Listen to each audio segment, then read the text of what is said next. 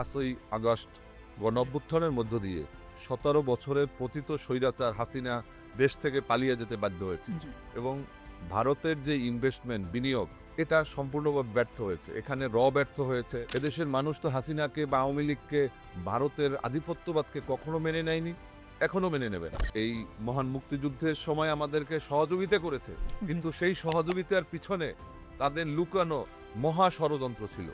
আমাদের সীমান্ত হত্যা বন্ধের জন্য রাষ্ট্রকে চোখে চোখ রেখে তারপর ভারতের সাথে কথা বলতে হবে। ইনিয়ে বিনিয়ে নতজানু পররাষ্ট্রনীতি আমরা চাই না। আমরা স্বাধীনচেতা জাতি। আমরা ভারতকে বলতে চাই, তোমরা আমাদেরকে যেভাবেই সহযোগিতা করেছো আমরা কৃতজ্ঞ, কিন্তু তোমরা আবার আমাদের এখান থেকে যে লুট করে যে আমাদের সম্পদ নিয়েছো সেই সম্পদ আজকে আমাদেরকে ফিরিয়ে দিতে হবে। গণভোটের রায়কে তারা ডাস্টবিনে ফেলে দিয়েছে, তো যার কারণে এর খেসারত বিএনপিকে দিতে হবে। আজকে যারা আছেন তারাও যদি ইতিহাস থেকে শিক্ষা নিতে না পারেন, তাহলে তাদের জন্য আমাদের শুধু করুণা ছাড়া আর কিছুই করার নেই। সুপ্রিয় দর্শক, আসসালামু আলাইকুম। গ্রিনলিফ বিডির আজকের আয়োজনে সবাইকে স্বাগত। আপনাদের সাথে আছি আমি মোহাম্মদ ইকরামুল হাসান রোহানি। আজকে আমাদের সাথে আছেন একজন বিশেষ অতিথি, বাংলাদেশ লেবার পার্টির chairman doctor Mustafizur Rahman Iran. আজকে গ্রিনলিফ বিডির পক্ষ থেকে আপনাকে স্বাগত। আপনাকেও শুভেচ্ছা, ধন্যবাদ। ধন্যবাদ। আজকে আমরা কথা বলবো বাংলাদেশের সার্বভৌমত্ব, ভারতের সাথে আমাদের সম্পর্ক আর জুলাই অভ্যুত্থানের পরের বাস্তবতা নিয়ে। চলুন শুরু করা যাক। বাংলাদেশ সীমান্তে ভারতের পুশিং চেষ্টা নিয়ে বিভিন্ন কথা হচ্ছে। তো আসলে ভারতের উদ্দেশ্যটা কি? আর ভারত আমাদের থেকে কি চায়? এ সম্পর্কে আপনার মন্তব্য জানতে চাচ্ছিলাম। ধন্যবাদ। ভারতের সাথে বাংলাদেশের সম্পর্ক মানে জন্মলগ্ন থেকেই আমাদের সাথে তাদের সাথে বিবাদ জড়িয়ে আছে। এটা আমরা শুধুমাত্র ভারতের সাথে ৭১-এর সম্পর্কটা দেখলেই আমাদের হবে না। আমাদের ফিরে যেতে হবে ৪৭-এর যেতে হবে। ৪৭-এ যখন ভারত বিভক্তির মাধ্যমে, বিশেষ করে দ্বিজাতি তত্ত্বের ভিত্তিতে জি, পাকিস্তান নামক আলাদা রাষ্ট্রের জন্ম হয়েছে, তখনই তারা সেই ভারত থেকে পাকিস্তান নামক রাষ্ট্রটি জন্মতে বাধা দিয়েও তারা বাধাগ্রস্ত করতে পারেনি। তখনই তারা ব্যর্থ হয়ে তারা বাংলাদেশকে, বাংলাদেশ নামক যে রাষ্ট্রটি বর্তমানে আমরা বিদ্যমান আছি, এখানে বিভিন্ন কূটচাল তারা শুরু করেছে। জি, ১৯৪৮ সালে তারা আওয়ামী লীগ নামক, আওয়ামী মুসলিম লীগের নামে মুসলিম লীগ থেকে একটা গ্রুপ বের হয়ে জি, তারা ভারতের পাতানো ফাঁদে তারা পা দেওয়া শুরু করেছে এবং সেই থেকে তারা এই পূর্ব পাকিস্তান নিয়ে তাদের যেই ষড়যন্ত্র, চক্রান্ত এবং বিভিন্নভাবে এটাকে কিভাবে তারা গ্রাস করতে পারে, এটাকে কিভাবে তারা একটা পঙ্গু রাষ্ট্র হিসেবে তৈরি করতে পারে, কিভাবে পাকিস্তানকে দুর্বল করা যায়, এজন্য তারা বিভিন্ন সময় তাদের বিভিন্ন কায়েমি শক্তি, তাদের বিভিন্ন দালাল শ্রেণী তারা তৈরি করেছে। এখানে তাদের যেই গোয়েন্দা সংস্থা, তাদের বিচারণের মাধ্যমে তারা এখানে রাজনৈতিক শক্তি, সামাজিক শক্তি, সাংস্কৃতিক শক্তি সর্ব জায়গাতেই তাদের বীজ তারা সেখানে আ বিস্তার করেছে। তো সেই ধারাবাহিকতায় যে ১৯৭১ সালে আমাদের একদিকে পাকিস্তানিদের আমাদের উপরে বিভিন্ন ধরনের বৈষম্য ছিল, আবার ভারতের ইন্ধন ছিল। জি, ভারত মূলত চেয়েছিল যে ঐক্যবদ্ধ পাকিস্তানকে কিভাবে দুর্বল করা যায়। ঐক্যবদ্ধ পাকিস্তানকে দুর্বল করার প্রধানতম কাজ হচ্ছে দ্বিখণ্ডিত করা। জি, আর আমাদের পূর্ব পাকিস্তানের আমরা যারা জনসাধারণ, আমরা যারা ছিলাম, আমাদের উপরেও বৈষম্য চলছিল। জি, আমাদের এখানে নির্বাচন হয়েছে ৭০ সালে, কিন্তু নির্বাচনের যে যথাযথ ফলাফল কিন্তু আমরা আমাদের মতো পাইনি। এদেশের এই পূর্ববঙ্গের মানুষের যেই ভোটের ফলাফল, এটাকে তারা মেনে নেয়নি। জি, এইগুলোকে এবং আমাদের দীর্ঘদিনের পুঞ্জীভূত যেই স্বাধীনচেতা যেই আমাদের আন্দোলন সংগ্রামের ঐতিহ্যের ধারাবাহিকতায় আমরা মুক্তিযুদ্ধে আমাদের জড়াতে হয়েছে। শেখ মুজিব কিন্তু স্বাধীনতা চায়নি। জি, আমরা কিন্তু দেখেছি। চেয়েছিল, স্বায়ত্তশাসন চেয়েছিল এবং তিনি একটা পর্যায়ে তিনি সর্বশেষ ৭ তারিখে যখন ১৯৭১ সালের ৭ই মার্চ যখন রেসকোর্স ময়দানে বক্তব্য দিয়েছিলেন যে, "এবারের সংগ্রাম স্বাধীনতার সংগ্রাম। এবারের সংগ্রাম আমাদের মুক্তির সংগ্রাম।" এবং তিনি তারপরে দেখা গেছে যে তিনি এখানে কিন্তু হরতাল ডেকেছেন জি, এবং তার বক্তব্যের শেষে "জয় বাংলা, জয় পাকিস্তান" বলেছেন। জি, তার মানে তিনি একদিকে এদেশের মানুষকে স্বাধীনতার জন্য প্রস্তুতি নিতে যেমন বলেছেন, তেমনি তিনি পাকিস্তানকে তিনি শ্রদ্ধা জানিয়েছেন। পাকিস্তানকে তিনি সেই জয় পাকিস্তান বলে সম্বোধন করেছেন। তো আজকে আমাদের বাংলাদেশের বর্তমানে আমি বিষয়তে আসছি যে আমাদের আজকে যে সীমান্তে যেই সমস্যা, সীমান্তে ভারত এই রাষ্ট্রটিকে তারা তাদের মতো করে তারা দেখতে চায়। তারা চায় যে আমাদের এই বাংলাদেশ নামক রাষ্ট্রটি এখানে একটা পুতুল সরকার থাকবে। এখানে কারজাইর মতো, হাসিনার মতো সেবাদাস, গোলাম একটা সরকার থাকবে জি, এবং তারা তাদের মতো করে তাদের সুবিধা, তাদের যেই সমস্ত আ রাজনৈতিক ফায়দা আছে এগুলো তারা হাসিল করবে। আমরা এইজন্য দেখেছি যে বিগত ১৭ বছর তারা হাসিনাকে তারা ক্ষমতায় রেখেছে এবং এখানে বিভিন্ন চুক্তির নামে কালো চুক্তি করে সার্বভৌমত্বের বিরুদ্ধে তারা এই কাজগুলো করেছে। কিন্তু এটার বাধাটা এসেছে বিগত ৫ই আগস্ট জি, গণঅভ্যুত্থানের মধ্য দিয়ে। ১৭ বছরের পতিত স্বৈরাচার হাসিনা দেশ থেকে পালিয়ে যেতে বাধ্য হয়েছে। জি, এবং ভারতের যে ইনভেস্টমেন্ট বিনিয়োগ এটা সম্পূর্ণভাবে ব্যর্থ হয়েছে। এখানে ব্যর্থ হয়েছে। এখানে ভারতের সমস্ত প্রোপাগান্ডা ব্যর্থ হয়ে হাসিনাকে বাংলাদেশ থেকে পালিয়ে যেতে হয়েছে। জি, তো এইজন্য তারা আজকে চাচ্ছে যে হাসিনাকে ফিরিয়ে আনার জন্য। কিন্তু হাসিনা তো বাংলাদেশে ফিরবে না। এদেশের মানুষ তো হাসিনাকে বা আওয়ামী লীগকে, ভারতের আধিপত্যবাদকে কখনো মেনে নেয়নি, এখনো মেনে নেবে না। জি, তো যার কারণে আমরা দেখছি যে ভারত বিভিন্নভাবে ইনিয়ে বিনিয়ে তারা তাদের নাগরিকদেরকে জোরপূর্বকভাবে আমাদের সীমান্ত দিয়ে বাংলাদেশে প্রবেশের চেষ্টা করছে। আমরা তো বারবার বলছি যে আমাদের বাংলাদেশের যদি কোনো মানুষ থাকে আমাদেরকে ফেরত দাও। বিশেষ করে এই যে ৪৭ পর থেকে আমরা তো দেখছি যে বাংলাদেশের যত অপরাধী আছে, যত খুনি, দাগী আসামি, বিশেষ করে এখন সর্বশেষ এই যে ১৪০০ মানুষকে যে হত্যা করেছে জুলাই আন্দোলনে, গণহত্যাকারী, হাসিনার বিরুদ্ধে ফাঁসির রায় হয়েছে। জি, তিনি আজকে পলাতক আছেন এই ভারতে। সেখানে সমস্ত হত্যা মামলার আসামিরা আপনি দেখেছেন যে বিগত ১৭ বছর যত গুম হয়েছে, খুন হয়েছে, গুম করার পরে পাওয়া গিয়েছে ভারতে। ভারতে। বাংলাদেশের 7 মার্ডারের যিনি আসামি নূর হোসেন জি, তাকে পাওয়া গেছে ভারতে। বাংলাদেশ থেকে দুর্নীতিবাজ শাহেদ পালিয়ে যাওয়ার জন্য বোরকা পরে আশ্রয় নেওয়ার জন্য গেছে তাও ভারতে। তার জি। মানে ভারত হচ্ছে বাংলাদেশের সমস্ত অপরাধীদের একটা অভয়ারণ্য। আমরা সর্বশেষ দেখলাম হাদি হত্যার যে আসামি হ্যাঁ, সেটি হাদি হত্যার যে সর্বশেষ। আমাদের যে জুলাই যে অন্যতম যোদ্ধা শহীদ হাদি তাকে যারা হত্যা করেছে এবং এটাও যে এই হত্যার সাথে ভারত জড়িত এটা কিন্তু মমতা ব্যানার্জির সর্বশেষ বক্তব্যে ফুটে উঠেছে। জি, তো সেই হত্যাকারীও কিন্তু গিয়ে ভারতে আশ্রয় নিয়েছে। তো আজকে যদি কাউকে পুশিন করতে হয় তো ওয়েলকাম। শুভেন্দু অধিকারীকে পুশিন করেন। শুভেন্দু অধিকারী তো বাংলাদেশের তিনি বলেছেন জি, যে আমি ছোটবেলাতে আমি ভারতে এসেছি। বরিশালে। তার জন্ম বরিশালে। জি, তো তিনি বাংলাদেশের নাগরিক ছিলেন। তিনি ওখানে গিয়ে এখন হয়তো অনুমোদন সূত্রে ভারতীয় হয়েছেন। কিন্তু তিনি যা শুরু করেছেন পশ্চিমবঙ্গে সহ ভারতে, জি। তিনি তো নিজেকে আদি ভারতী হিসাবে, আদিবাসী হিসেবে ভারতের নিজেকে জাহির করছেন। আর তিনি তো তিনার কর্মকাণ্ড দেখা যায় আত্মাতীয় যেভাবে কাজ করে তিনি এগুলো উস্কে দিচ্ছে। হিংস্র, জি, হিংস্র, হিংস্র একজন এবং সে সাম্প্রদায়িক আ ঐক্য বিনষ্ট করেছে। তিনি সেখানে দাঙ্গা সৃষ্টির জন্য কাজ করছে।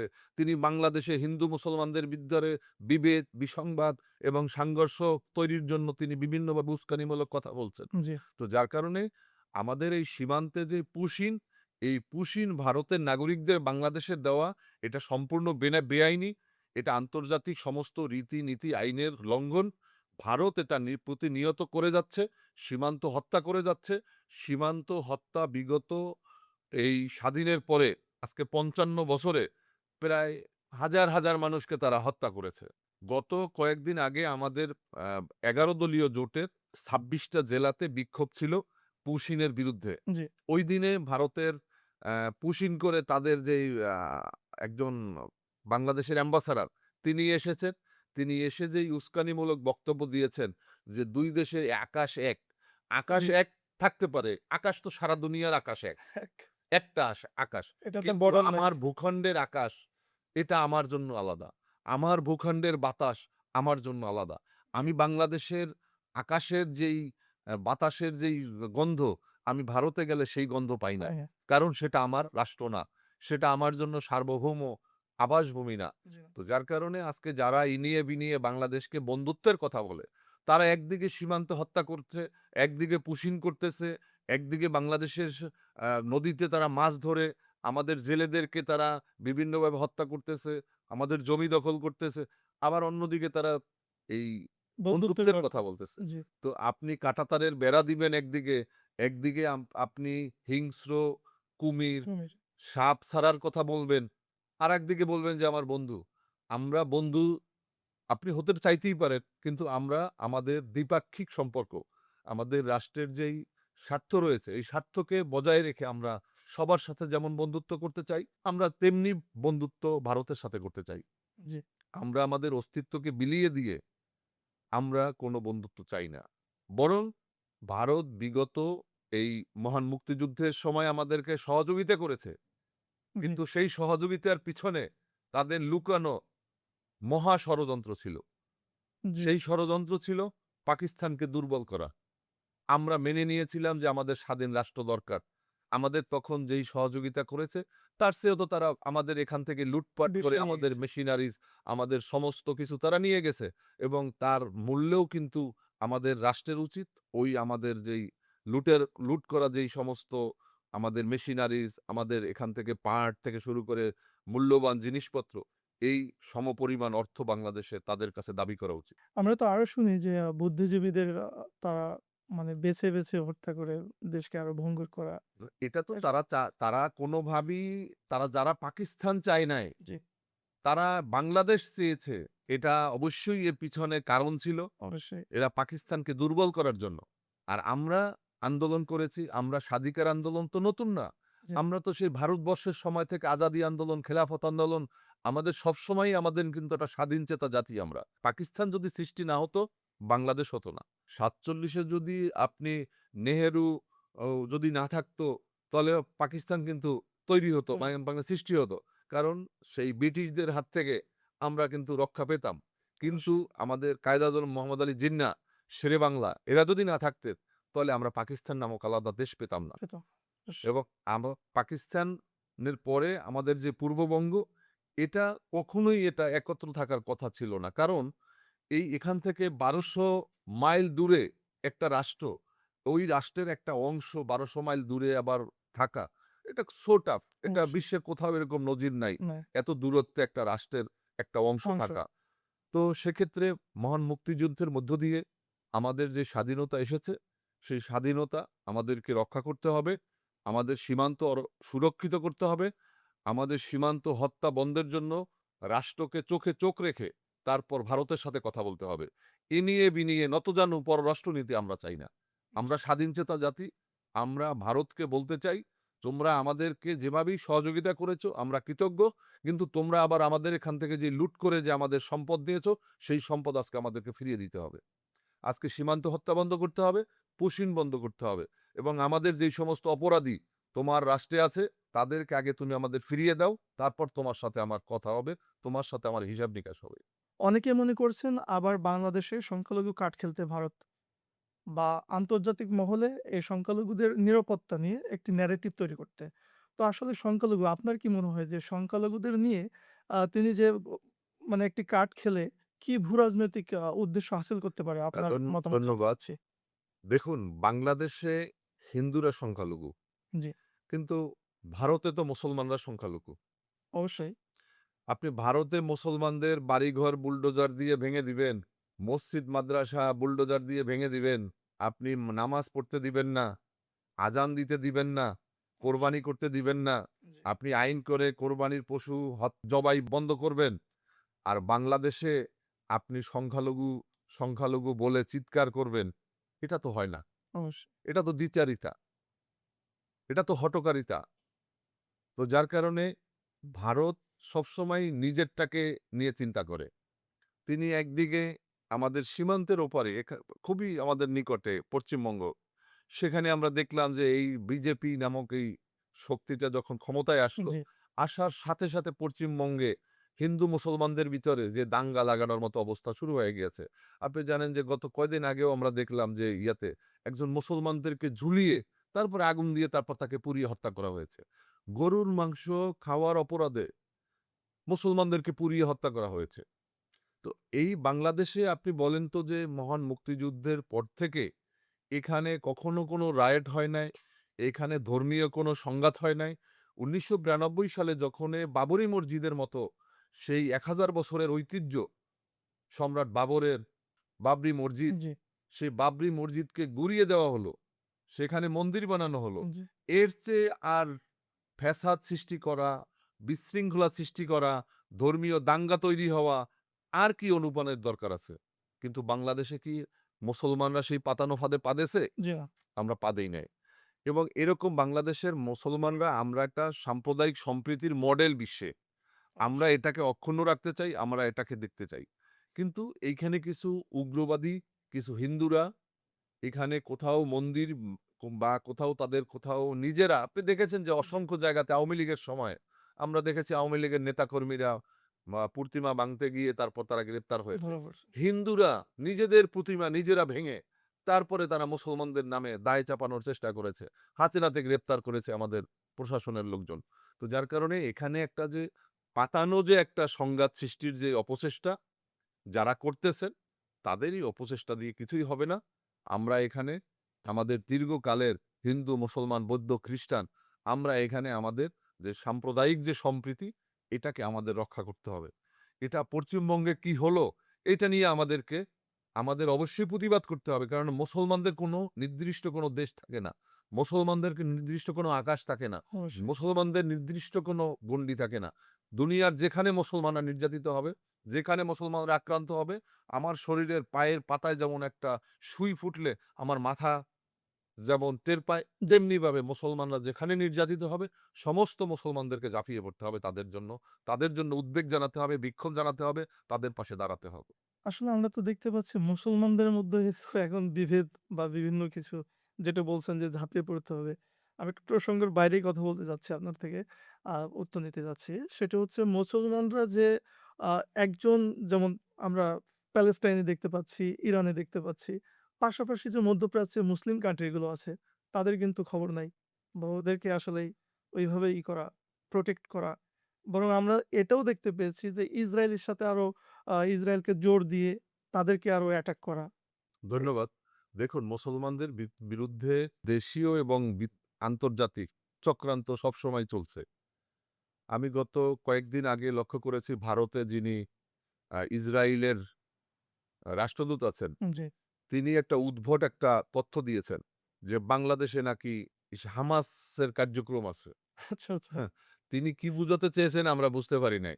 তবে আমরা বুঝতে পেরেছি যে তিনি কোনো একটা ষড়যন্ত্র এবং চক্রান্ত নিয়ে এগিয়ে যাচ্ছেন জি, অবশ্যই। এবং বাংলাদেশ এবং পাকিস্তানকে তিনি নিয়ে এই কথাগুলো বলার চেষ্টা করছেন। তো সেক্ষেত্রে আপনি এই মুসলমানদেরকে যদি এই ঐক্যবদ্ধ জাতি এরা হচ্ছে গিয়া সেই হজরত ওমর, হজরত ওসমান, হজরত আবু বকরের আমাদের মহানবী হজরত মুহাম্মদ সাল্লাল্লাহু আলাইহি ওয়াসাল্লামের যে আদর্শে আমরা আদর্শিত, জি, এখানে বিভিন্নভাবে এখানে কিভাবে টুকরো, টুকরো করে একটা শক্তিকে যত টুকরো করা যাবে, তত তারা খর্বাকৃতির হবে, ছোট হবে, তারা বিভিন্নভাবে বিভক্তি হবে। আপনি মনে করেন অ্যা অন্য একটা রাষ্ট্র থেকে যখন আপনি বাংলাদেশ নিয়ে চিন্তা করবেন, তখন দেখবেন যে এখানে ২০ কোটি মানুষ, ২০ কোটি মানুষের ধরেন প্রায় ১৮ কোটি মানুষ মুসলমান। জি, কিন্তু এই মুসলমান আপনি বাংলাদেশে আসার পরে এখানে দেখবেন যে এখানে শিয়া আছে, সুন্নি আছে। জি। এরপরে আসবেন যে সুন্নির ভিতরে আপনি চরমোনাই, শর্ষিনা, আঠারোশি, আপনি মনে করেন এই ফুরফুরা এরকম করতে, করতে রাজারবাগী, দেওয়ানবাগী এরকম করতে, করতে, করতে, অনেক করতে এই আন্তর্জাতিক শক্তি ইসরাইল, ভারত, আমেরিকা যারা মনে করেন কখনো ইসলামকে তাদের প্রধান টার্গেট, যারা জি, ইসলাম ফোবিয়া যারা ইসলামকে যারা ভয় পায়, তারা এখানে আমাদের মধ্যে বিভিন্ন গুরু, উপগুরু তৈরি করে আমাদের মধ্যে বিভিন্নভাবে আমাদের বিভিন্ন মতাদর্শ তারা সৃষ্টি করে, তারা আমাদেরকে বিভক্তি করে রেখেছে। হুম, তো যার কারণে আমাদের আজকে এই মতাদর্শিক কারণেই আমাদের এই বিভক্তি। আমি মনে করি যে আমাদের এক কোরআন, এক আল্লাহ, এক রাসূল আমাদের মহানবী হজরত মুহাম্মদ সাল্লাল্লাহু আলাইহি ওয়াসাল্লাম শেষ নবী। এর ভিত্তিতে আমাদের ঐক্য হওয়া উচিত। অবশ্যই। আমাদের ফরজের ভিত্তিতে ঐক্য হওয়া উচিত। আমাদের ফরজ নিয়ে তো কোনো ইসলামী দল, কোনো বুজুর্গ, কোনো খানকা, কোনো মসজিদ, কোনো মাদ্রাসা বা কোনো মাজার কারো সাথে আমাদের কোনো ইয়া নাই। না, কিন্তু আমরা মনে করি যে আমাদের বৃহৎ স্বার্থে সমস্ত মুসলিম উম্মাহ হিসাবে আমাদের ঐক্যবদ্ধ হওয়া খুবই জরুরি। অবশ্যই। আর যদি ঐক্যবদ্ধ হতে পারি অবশ্যই যেমন আপনার ভারত এই যে মুসলিমদেরকে ওইখানে নিধন করছে বা এই যে এ সমস্ত তো আসলেই হচ্ছে যদি কারণ আমাদের মধ্যপ্রাচ্যে এটা দুর্ব্যবহার কারণে বা মুসলিম কান্ট্রিগুলো ঐক্য না থাকার কারণে। ধন্যবাদ আপনার উত্তর পেয়ে অনেক ভালো লাগলো। আমি আরো একটা বিষয়ে প্রশ্ন করে রাখতে চাচ্ছি সেটি হচ্ছে তুরস্ক, পাকিস্তান কিংবা চীনের মতো দেশগুলোর সাথে বাংলাদেশের সম্পর্ক আরো জোরদার করা কি বর্তমান প্রেক্ষাপটে একটি বাস্তবসম্মত বা কৌশলগত সমাধান হতে পারে? এতে কি আসলে পররাষ্ট্রনীতির উপরে কেমন প্রভাব পড়বে আপনার মনে হয়? ধন্যবাদ। আ যারা এখন ক্ষমতায় আছেন, এদের সাথে আমরা দীর্ঘদিন একত্রে চলা মানে আন্দোলন সংগ্রামে ছিলাম। ২০ বছর বিশেষ করে আমার নেতৃত্বাধীন লেবার পার্টি, আমরা বিএনপির সাথে আন্দোলন সংগ্রামে বেগম খালেদা জিয়ার সাথে ছিলাম। তো আজকে তারা ক্ষমতায় আছেন। আমি আ তারেক রহমানকে ধন্যবাদ দিতে চাই যে তিনি আ ১ম সফর ভারতে করেননি। জি, তিনি মালয়েশিয়ায় করেছেন। তিনি তুরস্কের পররাষ্ট্রমন্ত্রীর সাথে ১ম এ সাক্ষাৎ হয়েছে তার এবং এরপরে তিনি চায়না যাবেন। আমি মনে করি তাকে পাকিস্তানেও সফরে যাওয়া উচিত। অবশ্যই। তো আজকে আমাদের শত্রু চিহ্নিত করতে হবে। ১ম এ যদি আপনি আপনার শত্রুকে যদি আপনি নির্ণয় করতে না পারেন, আপনার শত্রুকে এটা যদি আপনি ডিসাইড করতে না পারেন, তাহলে আপনি যুদ্ধ বলেন, রাজনীতি বলেন, কৌশল সমস্ত রণকৌশল বলেন, আপনি কোনোভাবে সফল হওয়ার সুযোগ নেই। এজন্য আমাদেরকে প্রধান লক্ষ্য নির্ধারণ করা উচিত যে ভারত আমাদের বন্ধু নয়। জি, ভারত আমাদের জন্মজাত শত্রু অবশ্যই, এবং তার সাথে শত্রুর সাথে আমাকে কিভাবে আচরণ করতে হবে, কিভাবে পররাষ্ট্রনীতি, কিভাবে রাজনীতি, কিভাবে তার সাথে আমার ডিলিংস হবে, এটা আমাদেরকে নতুন করে ভাবার সময় এসেছে। অবশ্যই। এজন্য আমি মনে করি যে আমাদের এই পরাশক্তি এবং বিশেষ করে আ পারমাণবিক শক্তিধর রাষ্ট্র ভারত, জি, তার সাথে আমাদের সীমান্তে যেই সমস্যা, সার্বভৌমত্বের জন্য যে অশনি সংকেত, আমাদের যেই সমস্ত বিরাজমান আমাদের সার্বভৌমত্বকে নিরঙ্কুশ করার জন্য আমি মনে করি যে বাংলাদেশের উচিত চীন এবং পাকিস্তানের সাথে সামরিক চুক্তি করা। আমরা যদি চীন এবং জি, পাকিস্তানের সাথে সামরিক চুক্তি করতে পারি, আমরা যদি তুরস্কের সাথে ভালো সম্পর্ক করতে পারি, তাহলে ভারত আমাদের দিকে চোখ তুলে তাকানোর কোনো সাহস পাবে না। অবশ্যই। ২৪শে জুলাই গণঅভ্যুত্থানে বাংলাদেশের ইতিহাসে একটি অভূতপূর্ব ঘটনা। এই আন্দোলন ও অভ্যুত্থানে বাংলাদেশের রাজনীতি, সমাজ এবং সাধারণ মানুষের মনস্তত্ত্বে মূলত কোন বিষয়ে সবচেয়ে বড় পরিবর্তনগুলো এনে দিয়েছে? আপনি আপনার থেকে আরকি ধন্যবাদ। জানতে চাচ্ছি। আ দীর্ঘ ১৭ বছরের আন্দোলন সংগ্রামের ধারাবাহিকতাই ২০২৪ সালের ১৮ এপ্রিল থেকে জি, আমাদের বৈষম্য একটি শোষণহীন সমাজের জন্য আমাদের ছাত্র সমাজ রাজপথে নেমেছে। তারা কোটা বিরোধী আন্দোলনের সূত্র থেকেই তারা বৈষম্যহীন একটি শোষণমুক্ত একটা সমাজের দিকে নতুন একটা ইনসাফের রাষ্ট্র প্রতিষ্ঠার জন্য জি, তারা রাজপথে তারা অবস্থান নিয়েছে এবং সেখানে আমরা দীর্ঘ আ ফ্যাসিবাদ বিরোধী আন্দোলনের সমস্ত শক্তি, সমস্ত দল, সমস্ত জনগণ তাদের পাশে আমরা দাঁড়িয়েছি এবং ৫ তারিখে বিপ্লব হয়েছে। জি। আ বিপ্লব বলব না, এটা গণ অভ্যুত্থান গণ-অভ্যুত্থান। জনগণের অংশগ্রহণে জি, হয়েছে। রক্তপাতবিহীন একটি সফল গণ অভ্যুত্থান হয়েছে জি, এবং যেই রাষ্ট্র যে কাঠামোতে যারা অবস্থান করছিলেন ফ্যাসিবাদী অপশক্তি, তারা পালিয়ে যেতে বাধ্য হয়েছে। তো আজকে আমাদের যেই আকাঙ্ক্ষা ছিল, সেই আকাঙ্ক্ষা তো আমাদের ছিল বৈষম্যহীন একটা রাষ্ট্র। আমাদের আকাঙ্ক্ষা ছিল একটা ইনসাফের রাষ্ট্র। কিন্তু আমরা যেই তিমিরে, সেই তিমিরেই আমরা পড়ে গিয়েছি। অবশ্যই। এই বিগত আন্দোলনের সময় সেই ১৮ তারিখ থেকে ৫ তারিখ পর্যন্ত প্রতিদিনই আমরা আমাদের লেবার পার্টি, আমাদের ছাত্র মিশন, আমরা এই আন্দোলনে সম্পৃক্ত ছিলাম। আমার সাথেই প্রতিদিনই আমরা বের হয়েছি আচ্ছা, আচ্ছা। এবং আমাদের সেই আন্দোলনে বাংলাদেশ লেবার পার্টির নেতা, মহানগর নেতা আউয়াল মিয়া শাহাদত বরণ করেছেন। আমাদের বাংলাদেশ ছাত্র মিশনের সক্রিয় সদস্য নাঈম হাওলাদার শাহাদত বরণ করেছেন। তো আমরা মনে করি যে আমাদের যেই উদ্দেশ্য ছিল, আমাদের উদ্দেশ্য বেহাত হয়েছে। রাজনৈতিকভাবে বিএনপি এর জন্য দায়ী। কারণ আমরা চেয়েছিলাম যে দীর্ঘ ১.৫ বছর যাবৎ জি, অন্তর্বর্তীকালীন সরকারের মধ্যস্থতায় আমরা কিভাবে রাষ্ট্রকে মেরামত করা যায়, রাষ্ট্রকে কিভাবে সংস্কার করা যায়, কিভাবে নতুন করে স্বৈরাচার, নতুন করে ফ্যাসিবাদ তৈরি না হয়, জি, এটার জন্য আমরা রাষ্ট্রের একটা সংস্কার চেয়েছিলাম। আমরা গণহত্যার বিচার চেয়েছিলাম। এরপরে আমরা নির্বাচন চেয়েছিলাম। কিন্তু বিএনপি ইনিয়ে বিনিয়ে আপনারা দেখেছেন যে জাতীয় সংসদের সর্বশেষ প্রথম অধিবেশনের সমাপ্তিতে স্বরাষ্ট্রমন্ত্রী বলেছেন যে বাহানা করে নির্বাচন যেন দীর্ঘায়িত না হয় এজন্য আমরা যা বলেছে তাতেই আমরা হা বলেছি, সায় দিয়েছি জি, একটা নির্বাচনের জন্য। কিন্তু আমাদের বক্তব্য যে একটা নির্বাচন সমস্যার সমাধান হয়নি। এদেশের মানুষের আকাঙ্ক্ষার প্রতিফলন ঘটেনি। নির্বাচন দিয়ে আমরা একটা সরকার পেয়েছি। যেমন সরকার আওয়ামী লীগ ছিল। জি, এবং এই আজকে সরকারের কর্মকাণ্ডে নামের পরিবর্তন আছে। আওয়ামী লীগের জায়গায় বিএনপি এসেছে। প্রধানমন্ত্রী হাসিনার জায়গায় তারেক রহমান হ্যাঁ, এসেছে। স্বরাষ্ট্রমন্ত্রী কামালের জায়গায় সালাউদ্দিন সাপোর্ট এসেছে। আহমেদ। কিন্তু এর বাইরে মৌলিক কোনো পরিবর্তন আমরা লক্ষ্য করছি না। যার কারণে আমরা আশাহত, আমরা জুলাইয়ের যোদ্ধা, জুলাইয়ের যারা সংগঠক, আমরা খুবই ব্যথিত যে আমরা এমন বাংলাদেশ, এমন পরিবর্তন আমরা চাই না।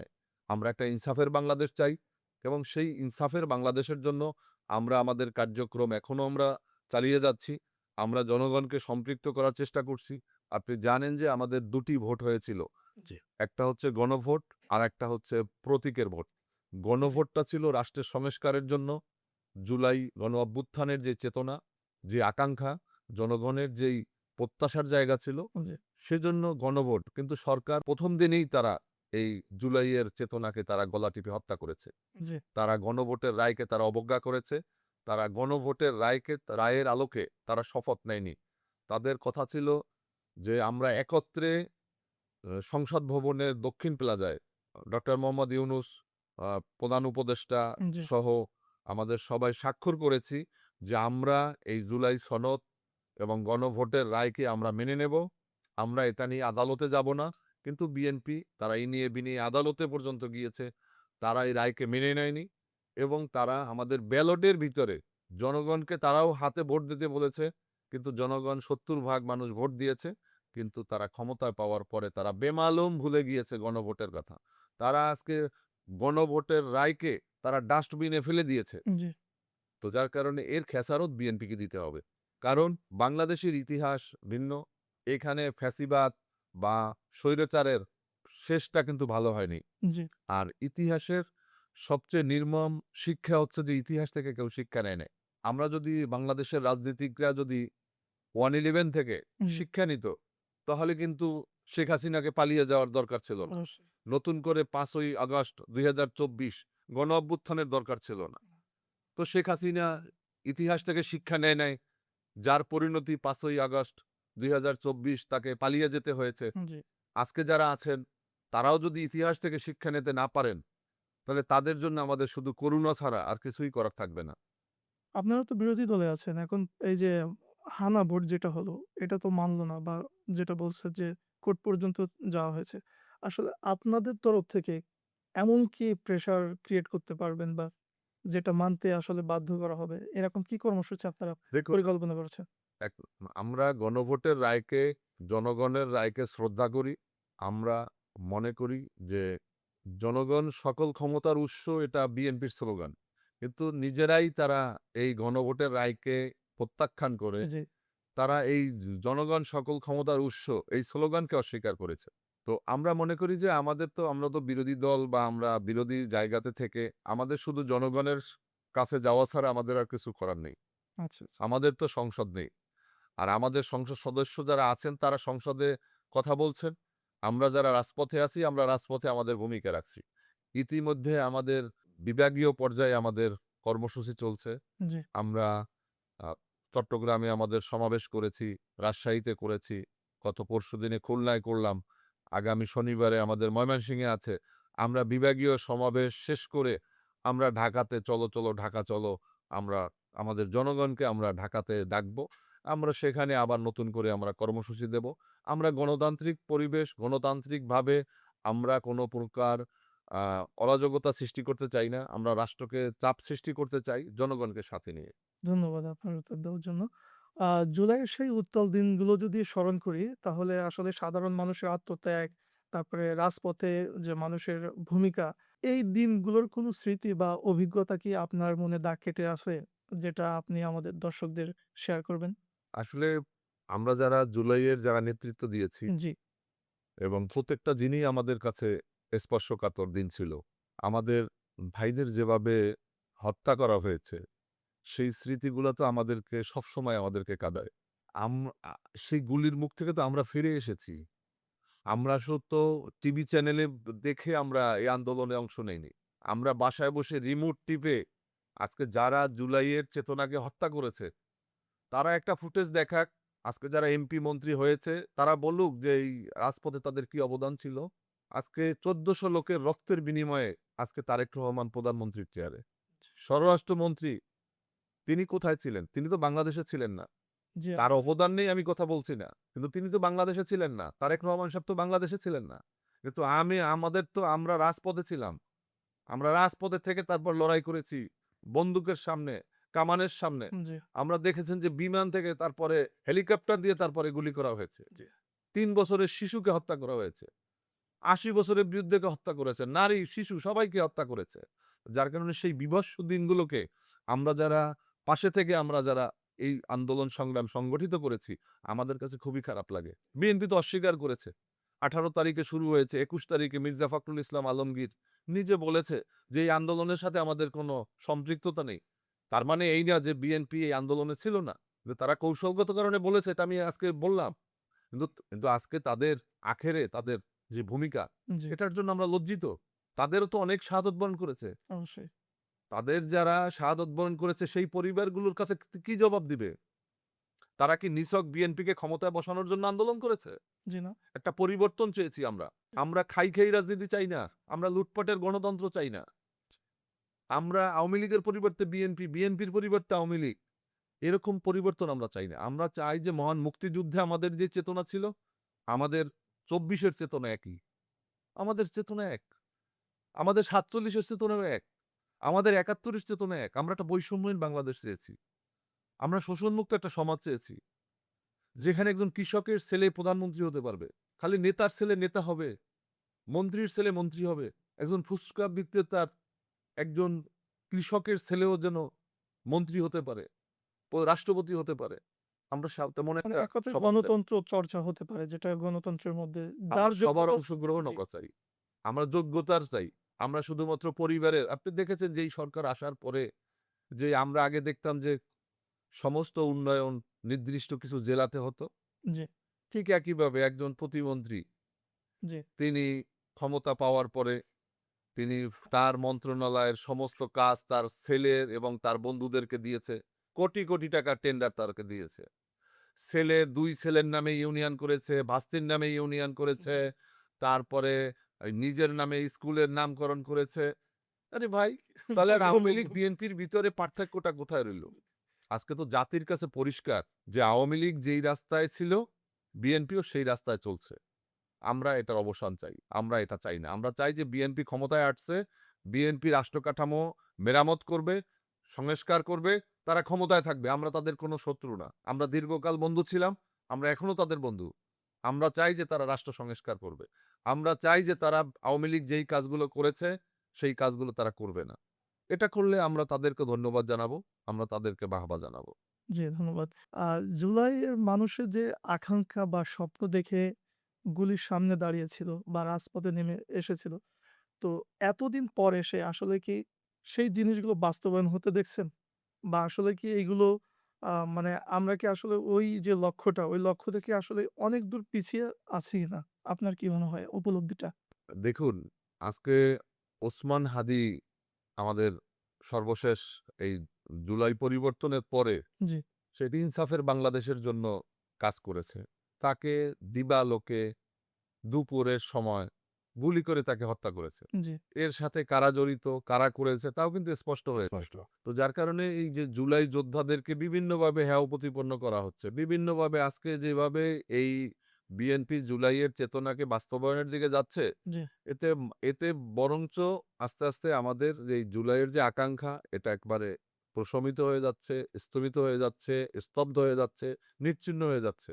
তো যার কারণে আমাদের জুলাইয়ের চেতনা বলতে মোটা দাগে এটা নতুন কিছু না। এটা পুরানো জিনিস যেটা ৭১ এও আমাদের ছিল দাবি, আমাদের ৪৭ এও ছিল, এটা ২৪ এও।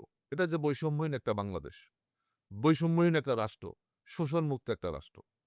এত রক্ত দিয়েও যেটা বললেন যে ৪৭-এ, ৭১-এ, এই ২৪-এ এত রক্ত দিয়েও কেন আমরা আসলে স্বাধীনতা অর্জন করতে পারছি না? যেকোনো একটা বলয়ের মধ্যে পড়ে যাচ্ছি। যেটার কারণ, প্রধান কারণ হচ্ছে যে আমরা যাদেরকে ক্ষমতায় বসাই, জি, ক্ষমতার চেয়ারগুলো এমন পিচ্ছিল জায়গা, ওখানে গেলে তারা নিজেরা স্বৈরাচার হয়ে যায়। নিজেরা অহংকারী হয়ে যায়। আচ্ছা, আচ্ছা।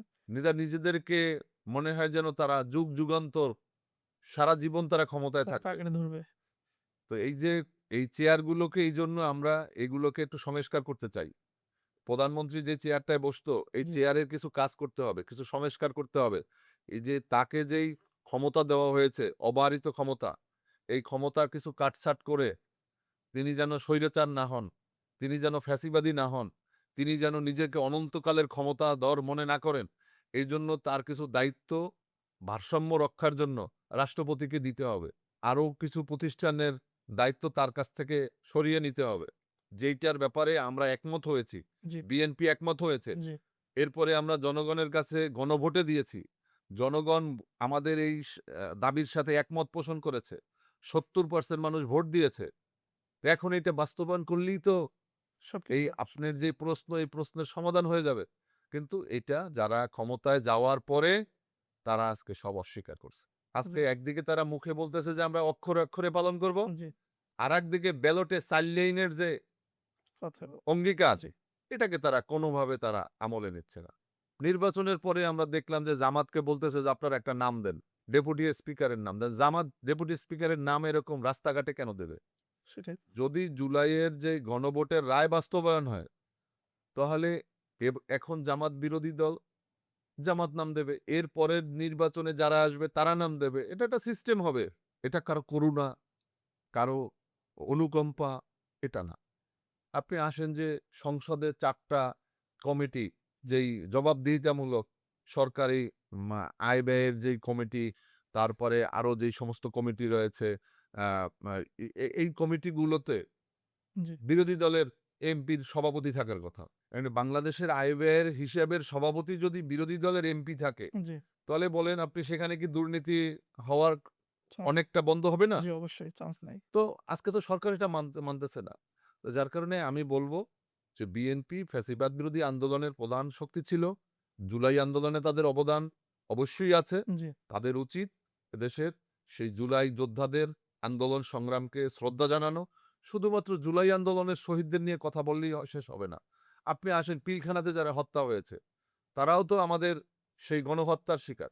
আপনি আসেন নিরপরাধ যে আমাদের শাপলা চত্বরে যেই হাজার আমাদের আলেম ওলামাদেরকে ঘুমন্ত আলেমদেরকে যেভাবে হত্যা করা হয়েছে, জি, এই গণহত্যার বিচারও আমরা চাই। আমরা অবশ্যই। প্রত্যেকটা ১৭ বছর আমরা যাদেরকে জানি না, আমরা যাদেরকে চিনি না, এই জুলাইতে কত শ্রমিক, কত মুড়িওয়ালা, চাওয়ালা, সবজি বিক্রেতা যাদের পরিচয় যাদের আ এই যে মা শহীদ হওয়ার পরে রাষ্ট্রের যেই সুযোগ সুবিধা বা তাদের যেই সহযোগিতামূলক যেই রাষ্ট্রের যেই সাহায্য নেওয়ার মতো লোক নাই। সেই অসহায় মানুষগুলোকে আমরা শ্রদ্ধা জানাতে চাই। তাদের বিচারের মাধ্যমে, আমরা রাষ্ট্রের সংস্কারের মাধ্যমে আমরা তাদের চেতনাকে আমরা প্রতিষ্ঠা করতে চাই। আ ধন্যবাদ আপনাকে আমাদের সময় দেওয়ার জন্য। আন্তরিকভাবে ধন্যবাদ আপনাকে। আপনাকেও ধন্যবাদ। আর আপনার কথাগুলো আসলে আমাদের জন্য অত্যন্ত গুরুত্বপূর্ণ ছিল। সুপ্রিয় দর্শক, আজকের অনুষ্ঠান এখানেই শেষ করছি। নতুন কোনো পর্বে দেখা হবে। সে পর্যন্ত অপেক্ষা করবেন। ধন্যবাদ সবাইকে। আসসালামু আলাইকুম।